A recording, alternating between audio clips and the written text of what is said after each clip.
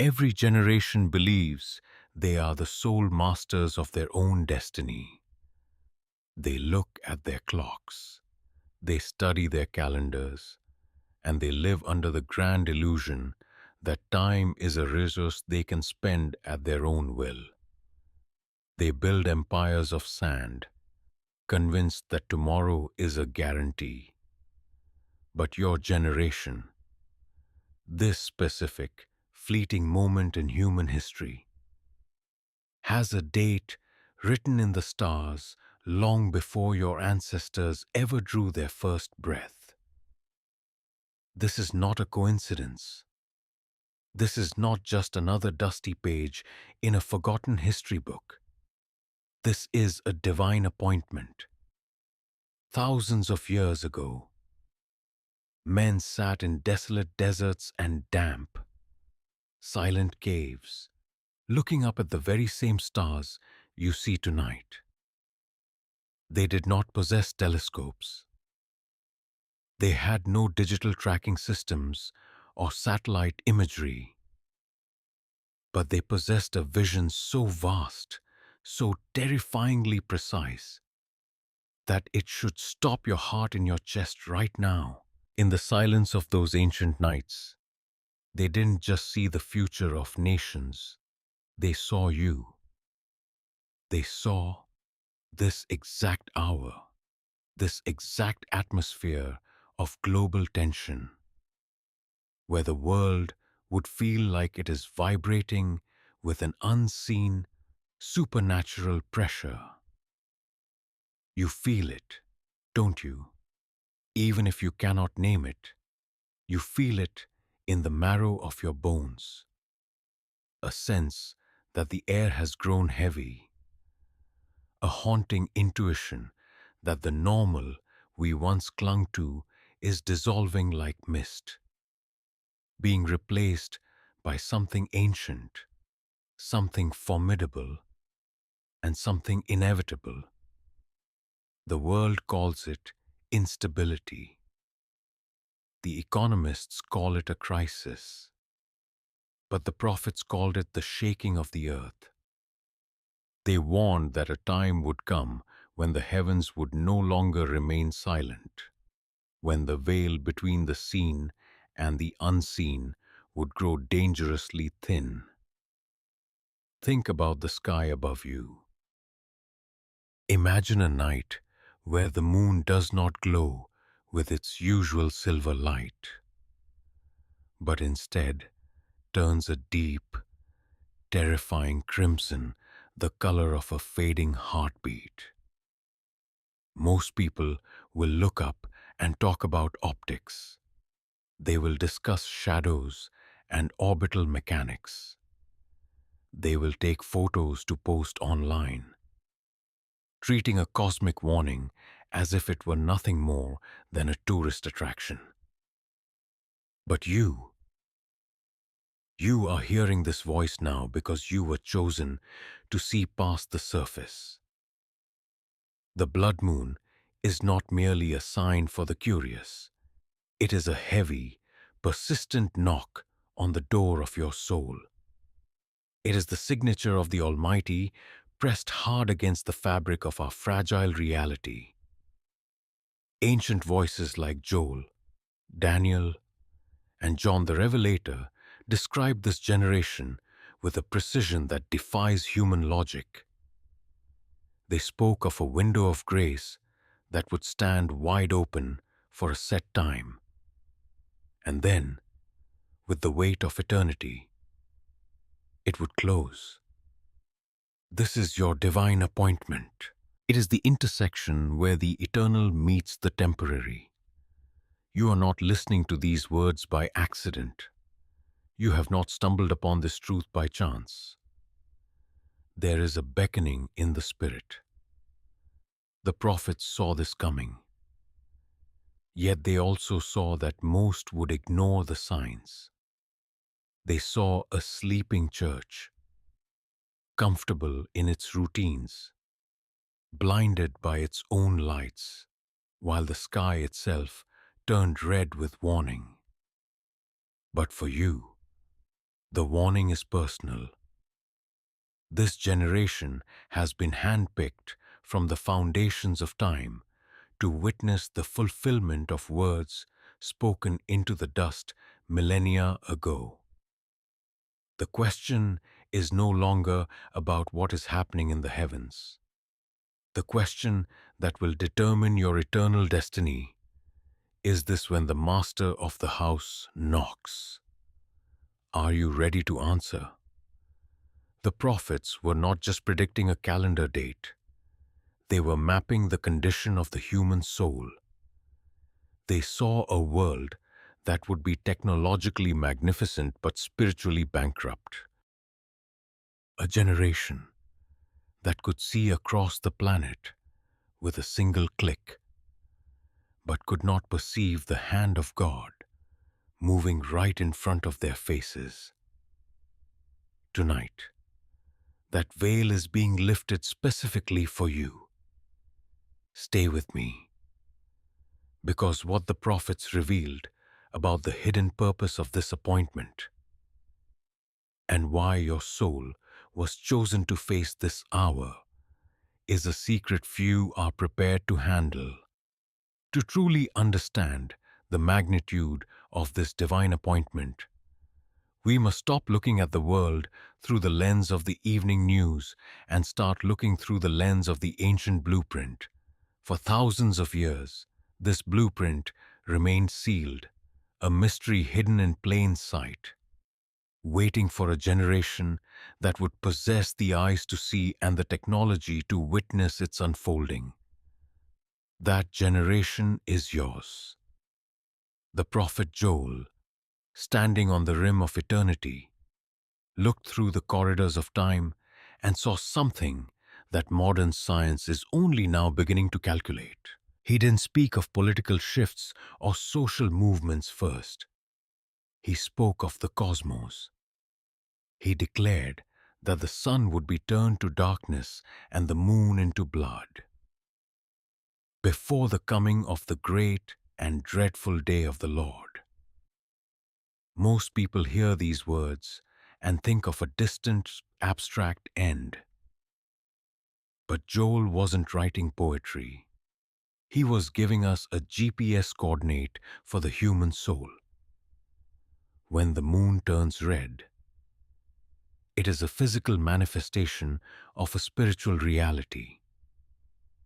In the ancient world, a blood moon was seen as a shadow falling over the face of the watcher.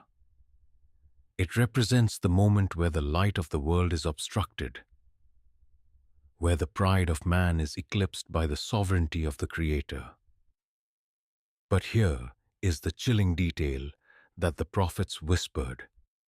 The sign in the heavens is always preceded by a silence on the earth, a silence born of distraction, a silence born of a heart that has grown cold to the frequency of heaven.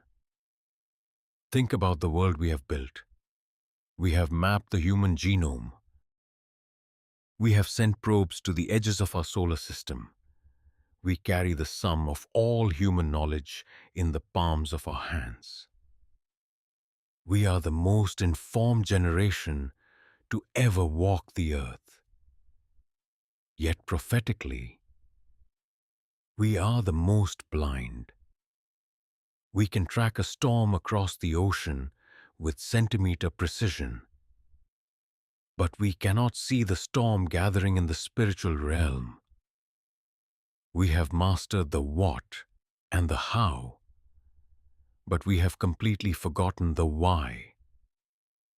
The prophets describe this exact paradox. They saw a people who would be ever learning but never able to come to the knowledge of the truth. They saw a generation that would build a global tower of digital Babel, thinking they could reach the heavens without a savior. And it is precisely into this pride, into this technological fortress, that the divine appointment arrives. It arrives not as an intruder, but as a correction. The blood moon is God's way of hitting the pause button on the universe. It is a visual shout into the darkness, reminding us that there is a power far greater than our algorithms, a throne far higher than our governments, and a clock that does not answer to human ambition. The prophets knew that when this sign appeared in the last days, it wouldn't just be an astronomical event, it would be a spiritual summons.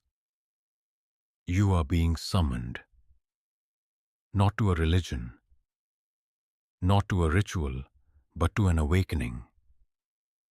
The alignment of the stars is merely a mirror of the alignment that God is demanding from your life right now. The ancient scrolls warn that when the heavens begin to shake, everything that can be shaken will be shaken. Your security, your bank account, your plans for the next decade, all of it is subject to the shaking. But there is a secret hidden within the warning. A secret that the prophets held close, intended only for those who would not turn away when the sky turned red. They saw that, in the midst of the darkness, a different kind of light would begin to rise for those who recognized the appointment. Stay with me, because in the next part, we are going to decode the specific warning for the sleeping church, and why being good might be the very thing that keeps you from being ready. There is a danger that the ancient prophets feared far more than the falling of the stars, the crashing of economies, or the turning of the moon into blood. It was not the hatred of the world that kept them awake in their desolate caves. It was the profound slumber of the chosen. They saw a vision of a sleeping church, a generation of believers surrounded by the most miraculous signs in human history, yet remaining completely undisturbed in their souls. They saw people standing on the very edge of eternity, yet acting as if they had 1,000 years to spare. The greatest enemy of being ready is not being evil. The greatest enemy of being ready is simply being good. Most people watching the chaos of the world today believe they are safe because they are good people. They pay their taxes on time. They are kind to their neighbors. They attend their religious services. And they avoid the obvious, scandalous sins of the world. They look in the mirror and see a life that is orderly, respectable, and comfortable. But the prophets warned of a terrifying condition, having a form of godliness but denying its power. Think about the ancient parable of the 10 virgins. All 10 were waiting for the bridegroom. All 10 had their lamps. From the outside, in the eyes of men, all 10 looked exactly the same. They all appeared good. They all appeared ready. But when the midnight cry rang out, the same cry that is beginning to echo across our fractured world right now, 5 of them realized their lamps were hollow. They had the structure, but they didn't have the oil. They had the religion, but they didn't have the fire. The oil represents your secret, personal connection to the divine. It is the spiritual weight of your soul when no one is watching. And here is the chilling reality that the prophets whispered: you cannot borrow oil in the hour of the appointment. When the heavens shake and the blood moon rises, your goodness will not be enough to sustain you. Your membership in a building or your family's long-standing tradition will not provide the light you need to navigate the coming darkness. The prophets looked at this specific generation and saw a lukewarm spirit. They saw a people who would try to keep one foot in the kingdom and one foot in the world, trying to balance the eternal with the temporary. We have become experts at decorating our spiritual lives while our spiritual hearts are starving to death. We spend more time scrolling through the digital distractions of man than we do kneeling in the presence of the Creator. We have traded the holy fear of the Lord for a convenient, low-cost spirituality that demands nothing and changes nothing. The divine appointment is not convenient. It is a summons to the altar. The red moon is a reminder that there is a price for the soul, a signal that the window of grace is not a permanent fixture of history, it is a temporary closing opportunity. If you find yourself feeling a strange, hollow emptiness despite your good life, if you feel a nagging intuition that you are missing the frequency of heaven, then do not ignore that ache. That is the Holy Spirit trying to wake you up before the door finally shuts. The sleeping church is about to be startled by the midnight cry. The only question that remains is this: when the darkness falls, will your lamp be found burning bright, or will it be found empty and cold, while the world is obsessed with searching the horizon for a physical mark, a digital chip, or a government decree? The ancient prophets saw a much deeper, more subtle transaction taking place. They understood that before an empire can mark your hand, it must first capture your heart. Before a system can control your ability to buy and sell, it must first control your ability to think and believe. What we are witnessing today is not just a technological shift, it is a spiritual branding. In the ancient world, there was a word charagma. It was the official seal of the emperor, a mark of ownership stamped onto documents and even onto the skin of those who belonged to the state. It was a declaration that said, "This property belongs to Caesar." But the prophets warned that in the final generation, this seal would not be forced upon a resisting world. It would be accepted by a distracted one. The true mark begins as an invisible alignment of the soul. It is the moment you decide that your security comes from the systems of man rather than the sovereignty of God. Think about where you place your trust when the world begins to shake, when the markets become volatile, when the news cycle turns dark, when the normal life you built feels like it's slipping through your fingers. What is the first thing you reach for? If your peace is tied to your bank account, your identity is already being branded by the system. If your hope is anchored in political leaders or social approval, the seal is already being pressed against your forehead. The prophets saw a generation that would be lovers of pleasure more than lovers of God. They saw a people so woven into the fabric of the world's economy and its values that the thought of being cast out would be more terrifying than the thought of being separated from the Creator. This is the spiritual trap. The enemy doesn't need to hunt you down if he can make you dependent on his table. He doesn't need to force a mark if he can convince you that survival is more important than salvation. But there is another seal, a seal that is not pressed into the skin. but woven into the spirit. The ancient scrolls speak of a remnant, those who have the name of the Father written on their foreheads. This is not a physical tattoo, it is a mindset.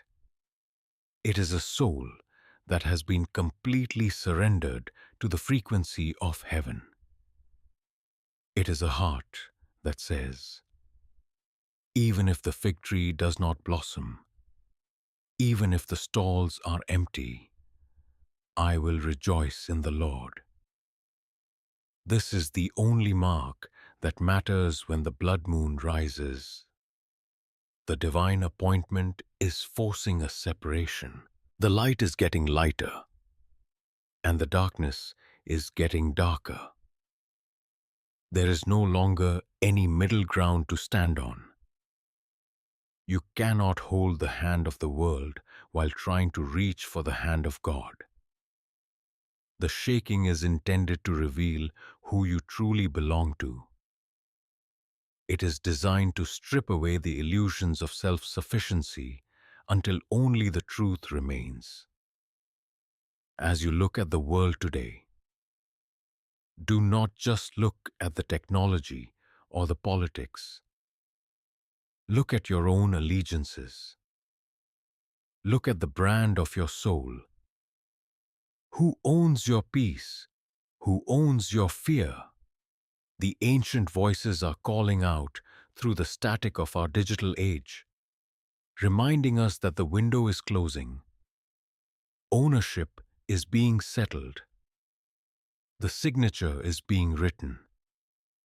Before the final hour arrives, you must decide, are you a citizen of the empire of sand, or a child of the kingdom that cannot be shaken? We have lived for so long in a world of manufactured stability that we have forgotten what it feels like to stand on ground that does not move. We have anchored our souls to things that were never designed to last, to the strength of our currencies, the efficiency of our healthcare, and the perceived invincibility of our political systems. We have treated these institutions as if they were the foundations of the earth itself. But the prophets saw a different reality. They saw a moment in the divine appointment where the great shaking would begin, and the anchors of man would be ripped from the seabed of history. The prophet Haggai spoke of a time when the Almighty would shake not only the earth but also the heavens, the sea, and the dry land. He wasn't describing a mere earthquake. He was describing a systematic dismantling of human self-sufficiency.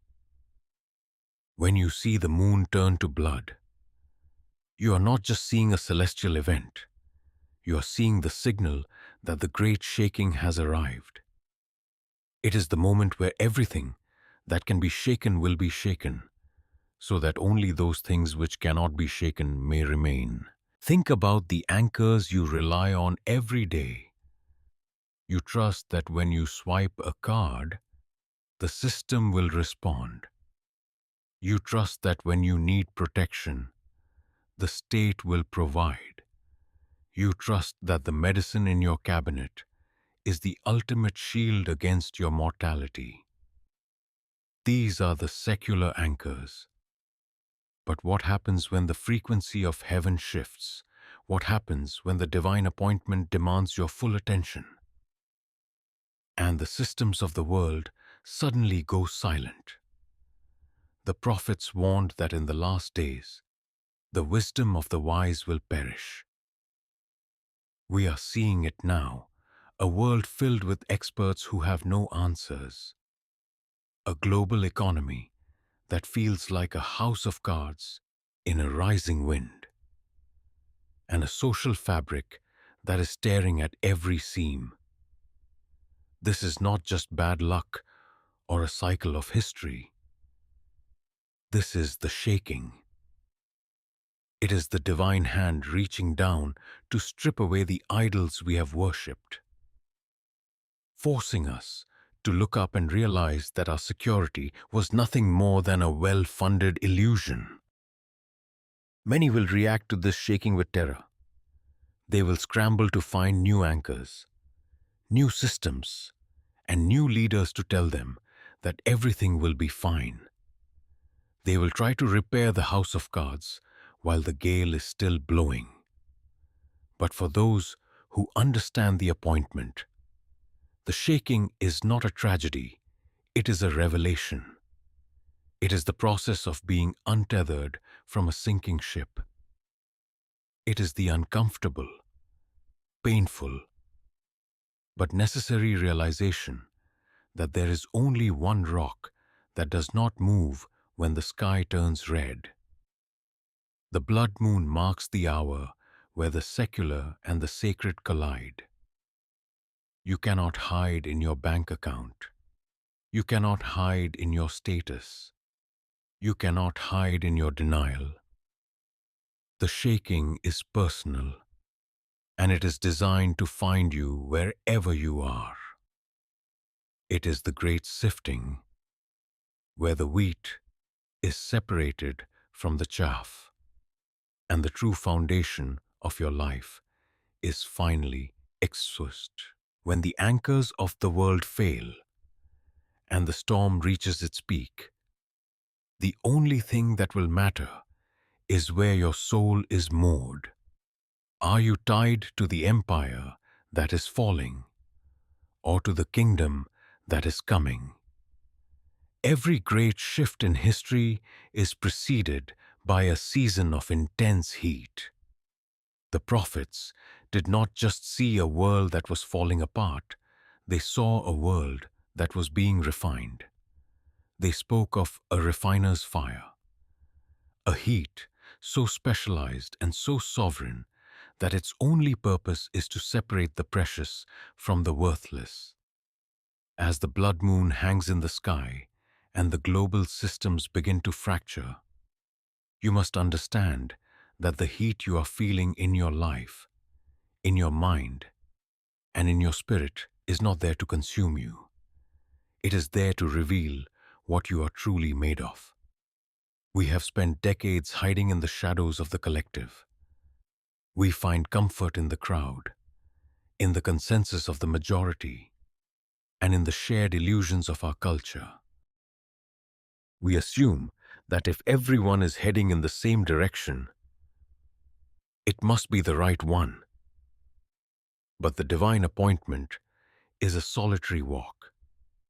It is the moment where the crowd disappears and you are left standing alone before the Creator.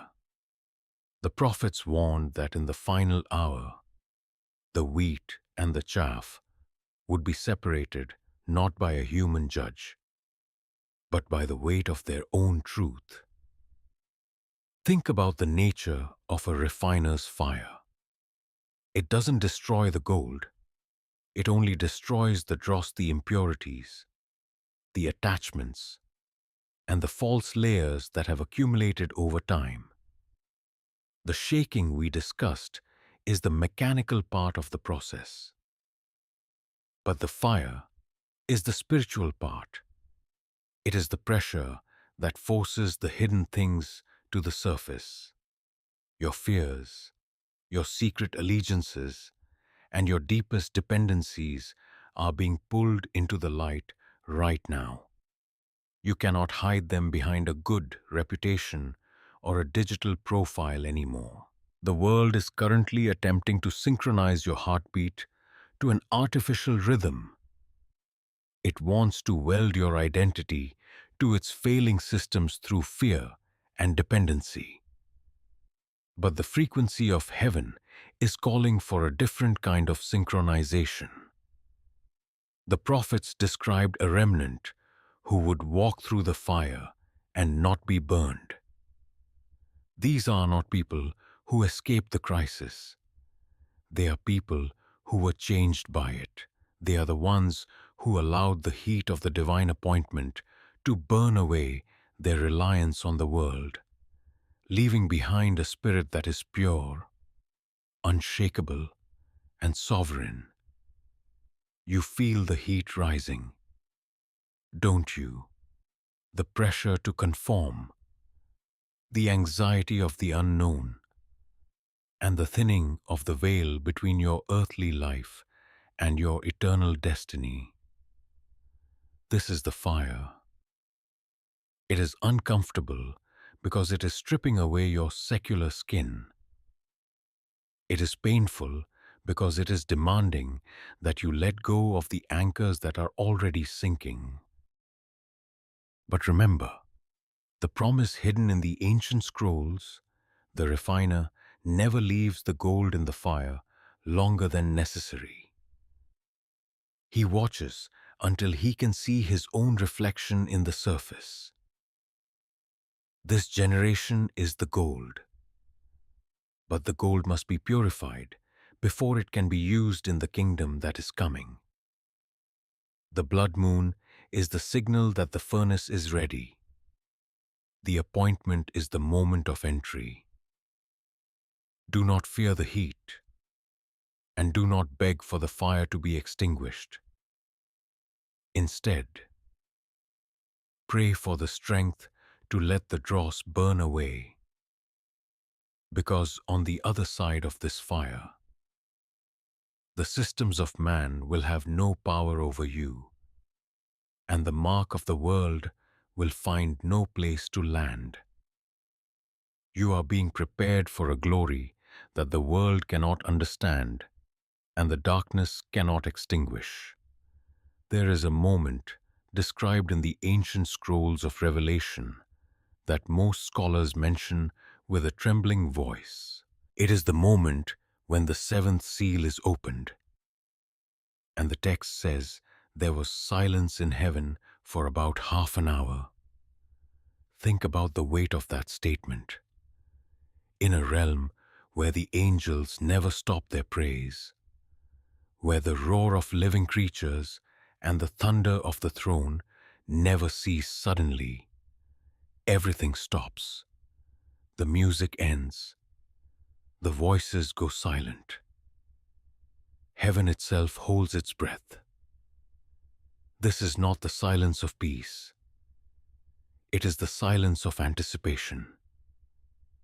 It is the hush that falls over a courtroom just before the gavel strikes. We are living in the earthly echo of that half hour of silence right now. The blood moon is the visual signal. But the spiritual atmosphere of our generation is defined by this heavy, unnatural quiet. It is the pause before the storm of the divine appointment breaks over the horizon. Most people interpret this silence as God's absence. They look at the chaos of the world and the lack of immediate intervention, and they conclude that the Creator has moved on or that the prophets were wrong. But they do not understand the purpose of the silence. The silence of heaven is the final invitation of grace. It is the space provided for you to hear your own heartbeat. It is the moment where the noise of the world is momentarily pushed back so that the still, small voice of the Spirit can reach the deepest chambers of your soul. Ancient prophets knew that God speaks loudest when the world is most quiet. The appointment is not just a public event in the sky. It is a private confrontation in the silence of your own conscience. In this half hour of prophetic history, the prayers of the saints are being weighed. The ancient texts describe an angel standing at the altar with a golden censer, adding incense to the prayers of the people before they are cast back down to the earth in the form of thunder and lightning. Your prayers, your cries in the middle of the night, and your secret desires for truth are being collected right now. The silence is the time of accounting. It is the window where your yes or your no carries more weight than 1,000 years of human history. Do you hear how the silence beneath the roar of the digital age, beneath the shouting of Shishi of the political machines, there is a profound quietness waiting for you. It is a quietness that demands an answer. You cannot remain neutral in the silence of the heavens. To say nothing is to choose the world. To remain distracted is to reject the appointment. The angels have stopped their songs to watch what you will do with this moment. They are watching to see if you will recognize the frequency of the king before the thunder begins. The blood moon will fade, and the silence will eventually be broken by the sound of the trumpets. But once the sound begins, the time for reflection is over. The time for decision is now.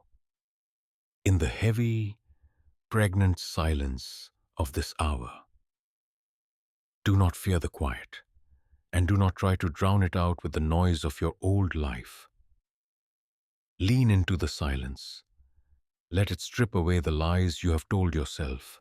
Let it reveal the one truth that the prophets died to preserve, that you were made for this hour, and the Creator is waiting for you to find your voice before the half hour is up. There is a vision recorded in the ancient texts that describes a moment so terrifying, so final, that the human mind struggles to categorize it as anything other than a nightmare. It is the moment when the sky itself, the blue canopy we have lived under since the beginning of time, begins to recede, like a scroll being rolled up. Think about that image. Everything you consider permanent, every horizon you have ever looked toward, suddenly beginning to vanish. The prophets saw the stars falling from the sky like late figs blown from a tree by a strong wind. They saw the mountains and islands moved from their places. This is the ultimate climax of the divine appointment. In that hour, the great distinction of the human race will be finalized. The ancient scrolls tell us that the kings of the earth, the princes, the generals, the rich, and the mighty will flee. They will not flee to their armies or their digital networks. They will flee to the caves and the rocks of the mountains. They will cry out to the literal earth to fall on them and hide them from the face of the one sitting on the throne. These are the people who spend their entire lives building the empire of sand. They are the Adams who ignored the blood moon, laughed at the prophets, and believed that their status would protect them from the eternal. But there is another group, in the midst of the receding sky and the falling stars. There are those who do not run to the caves. They do not hide in the darkness. Instead, they lift their heads. They recognize that the shaking is not their destruction, but their liberation. While the world sees the end of all things, they see the beginning of the only thing that matters. The prophets saw this remnant, those whose souls were already moored in the kingdom that cannot be shaken. For them, the falling of the stars is merely the removing of the old curtains to reveal the true glory that has been waiting behind the veil. Salvation is not a relocation to a physical bunker. It is a relocation of the heart. The final gateway is not a door you walk through with your feet. It is a surrender you make with your spirit. The prophets warned that many would try to find the door only after the sky began to roll away. But by then, The frequency of the world would be too loud to hear the invitation of grace. The appointment is designed to force you to find the gateway now, while the moon is still red and the silence is still heavy. If you are waiting for the stars to fall before you choose your side, you have already misunderstood the nature of the soul. The great separation happens in the quiet moments of conviction, not just in the loud moments of judgment. The blood moon is the merciful warning before the scroll begins to roll. It is the invitation to trade your temporary security for an eternal refuge. The prophets didn't tell us these things to paralyze us with fear. They told us so that we would recognize that the light of the world is a person, not a system.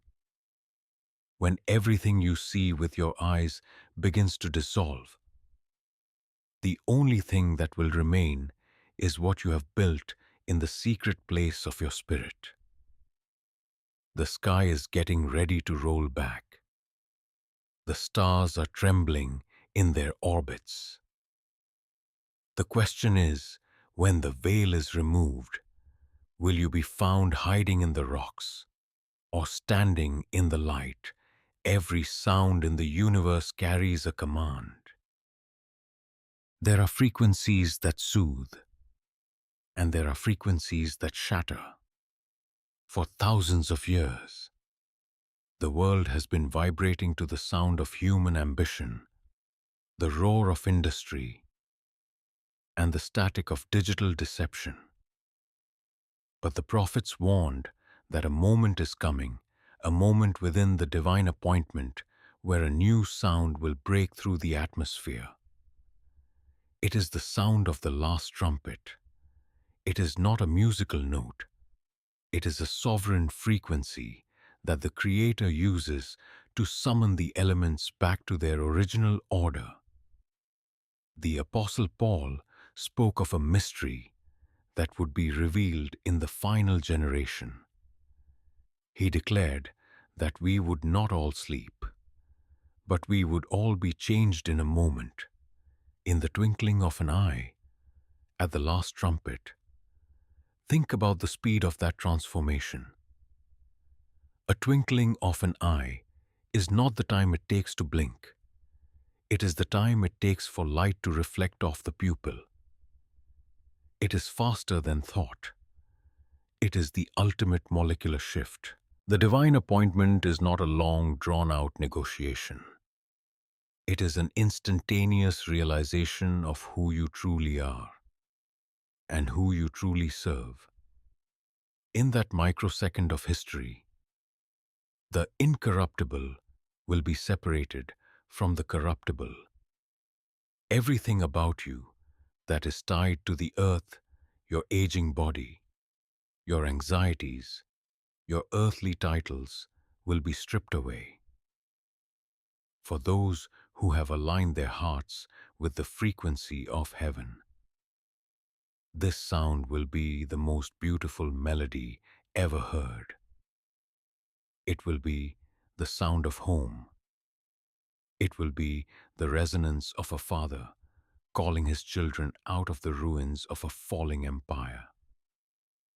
Their very atoms will respond to the call, transforming from the temporary into the eternal. But for those who have tuned their lives to the frequency of the world, the sound of the trumpet will be a shattering discordance. It will be the sound of the system they trusted finally breaking apart. You see, you cannot resonate with the kingdom of light if you are filled with the darkness of the world. The blood moon was the visual warning. The silence was the spiritual weighing. But the trumpet is the final activation.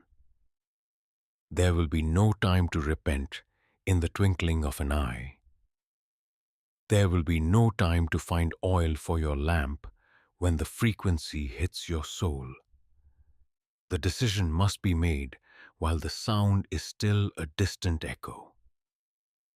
We are living in the final seconds of the pre-sound era. The air is already beginning to hum with the vibration of the approaching king. You can feel it in the strange tension of the world, the sense that something is about to break, something is about to snap. This is the spiritual build-up before the blast. The prophets saw that in this hour, the only way to survive the sound is to already be part of the song. You must allow the Spirit to tune your heart right now, removing the static of sin and the noise of secular dependency. When the last trumpet sounds, it will find exactly what it is looking for, either a soul that vibrates with the glory of God, or a soul that is heavy with the dust of the earth. The sky is ready. The trumpet is at the lips of the messenger. Your transformation one way or the other is only a heartbeat away. The echoes of the ancient voices are beginning to fade, not because they have nothing left to say, but because the time for speaking is almost over. We have walked through the shifting stars, the shaking of the earth's foundations, and the silent weighing of the human heart. We have seen the blood moon turn from a celestial curiosity into a divine summons. And now, as the final shadows of this generation begin to lengthen, you are left with the only thing that has ever truly mattered: your response to the Creator. The divine appointment was never intended to be a spectacle for the curious. It was always intended to be a rescue mission for the lost. God is not a distant, cold observer watching the world burn. He is a Father standing on the threshold of eternity, holding the door open for as long as grace allows. But the prophets were clear: the door has a hinge, and that hinge is moving. The window of grace is not an infinite corridor, it is a narrowing passageway. The very air you breathe right now is a gift of time, a microsecond of mercy provided specifically so you can turn your face toward the light before the darkness becomes absolute. Think about the weight of your life. Think about the anchors you have tried to plant in the sand of this world. In the light of the blood moon, they look small, don't they? The bank accounts, the titles, the grievances, and the endless digital noise, none of it can follow you through the gateway. In the end, you will not be asked how much you accumulated or how well you conform to the systems of man.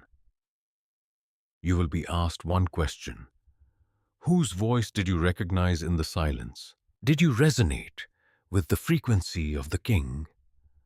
Or were you consumed by the static of the empire? This is the moment of the great surrender. It is not an act of defeat, it is an act of ultimate sovereignty. To surrender to the King is to reclaim your soul from the branding irons of the world. It is to step out of the sleeping church and into the awakening fire. It is to look at the receding sky and the falling stars and say, I am not afraid, for I know who holds the scroll. This is the peace that passes all understanding, a peace that does not depend on the stability of the dollar or the approval of the masses. The last trumpet is at the lips of the messenger. The frequency of the new world is already beginning to ripple through the fabric of our reality. Today, while the moon is still red and the invitation is still being whispered in your spirit, You must choose. Do not wait for the perfect moment, for the perfect moment is currently slipping through your fingers. Do not wait for the world to make sense, for the world is designed to distract you until it is too late. Choose the kingdom that cannot be shaken. Choose the life that cannot be extinguished. As this message ends, let the silence return, but do not fill it with noise. Let the silence do its work. Listen to the knock on the door of your heart. It is the same knock the prophets heard thousands of years ago, echoing through time to find you in this exact hour. The divine appointment has reached its climax. The window is closing. The king is calling. Come out of the darkness. Come into the light. Come home.